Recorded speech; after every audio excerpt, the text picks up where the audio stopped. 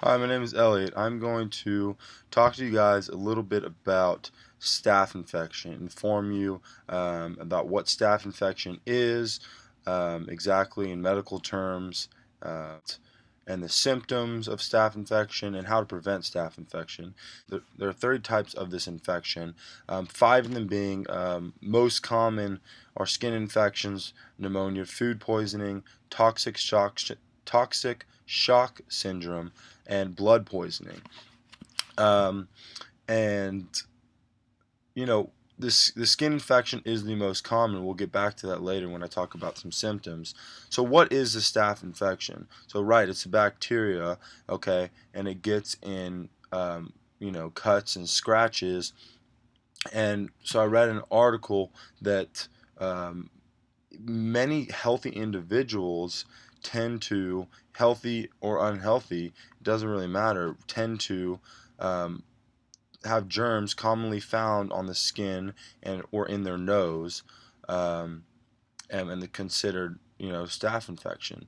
What makes staph so staph isn't necessarily bad. Most people get staph infection. What's bad is not treating it and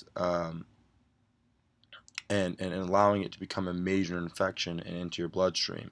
Okay, so I read another article that staph infection can turn deadly if the bacteria invades deeper into your body, entering your bloodstream, joints, bones, and causing your lungs and your heart to fail. So back to some symptoms. I'll go to the symptoms now.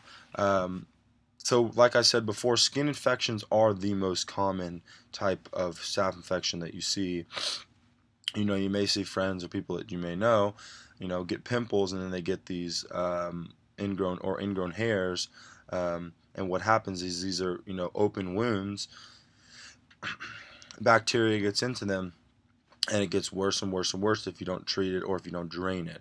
Okay, so skin infections, and the difference is, they kind of start out as pimples or boils is what they look like, and then they start to get red and they start to swell and they become very extremely painful and grow and grow and grow, and then you could see pus and everything like that. So those are some symptoms when they're growing, when they're becoming extremely painful. A pimple is not as painful as a pimple with staph infection. Um, so it'll become big, will have a red ring around it, and it'll continue to grow and grow and grow and become inflamed. Um, so that's just some symptoms of your common skin infection, skin and staph infection. So I'll talk about a couple ways to prevent staph. So a common way to prevent staph is obviously to make sure you're very clean. Wash your hands multiple times a day after coming in contact with other people. Um, and like I said before, bacteria, the staph infection gets inside cuts, scrapes, and rashes, and then that's where the bacteria gets in and then seeps in through your skin. So putting alcohol, cleaning cuts, cleaning scrapes, and cleaning rashes when you receive them is a way to prevent um, getting a horrible infection. And another way I read in an article is that at gyms and things where people where men and women are open, not clothed, or they're showering and there's it's dirty, is where you can get staph infection. So and if somebody has staph infection, it's very contagious. Don't so it's read in the article. Do not share towels, sheets, clothing until staph infection has been fully treated. So, like I said before, anyone can get staph infection. Um, you're more likely to get staph infection if you have a cut or a scratch where the bacteria can seep into, or if you have contact, or if you come in contact with somebody with staph bacteria.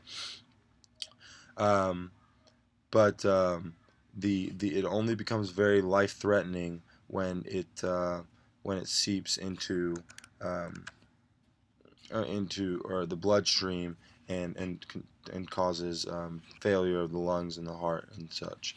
So with that being said, um, it's a very treatable disease or infection, but um, it can be very harmful if not treated early in early stages. Thank you for watching.